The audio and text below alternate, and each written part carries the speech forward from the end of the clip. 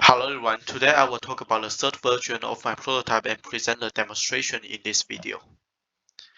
My main concept is to address the issues that men usually especially apply to the floor, which causes the cleaners have to mop the floor many times a day. For the game in short, the gamer will need to aim the unit roll and complete the game with the time recording. There are some feedback I received from the last testing session. First, some participants have suggested that a punishment setting is needed in my game. They reckon that the game is too easy to complete, so therefore they believe a proper punishment can be designed to make the game better. Secondly, less activity the participant has mentioned that the interaction on lily pad head can be improved by blowing the sound sensor instead of pressing the buttons to make the player pee. I also adjust the difficulty on the second round of the testing, and the participants have said that the game is too easy to complete. Therefore, I need to balance the difficulty for all range of the participants. Despite the mention above, the participants have said the player movement is relatively improved compared to the first user testing. To provide a better gaming experience and also improve the embodiment feeling, first I decided to change the game environment and the game mode. This version of the game is aimed to design a time recording game, allowing the users to record how much time they finish the task. And since there are some traps and obstacles in the game, and it will be shown later in the video. And the difficulty is changed again, so I also changed the checkpoint, allowing the users to return to the point if the player drops outside the game environment or dead in the game.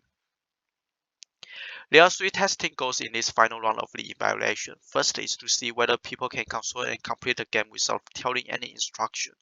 This can give me the idea whether the accessibility is considered well for the individuals. The second goal is to see whether the embodiment is improved by changing the interaction mode from pressing the buttons to blowing the sensor.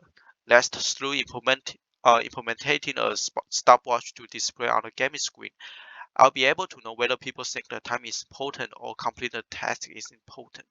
And this will give me the information whether the timer should be displayed at the very beginning or be shown after the participants finish the goal.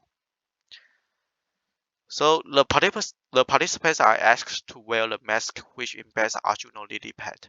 And there are two interaction modes that the participants can use through LilyPad. The first action is to blow the sound sensor on the pad to make the player pee. So by blowing the sensor will detect the decibel, and when it reaches to the value I set, the pad will send the data to the Unity and doing the corresponding move, which is peeing. And with regards to the player movement, similarly, I use the accelerometer on LilyPad to detect the x-axis position of Arduino. So therefore, the mask will incline so that the position of the x-axis on Arduino will change as well.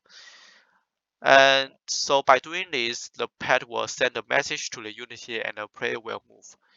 And the following is a demonstration of the prototype.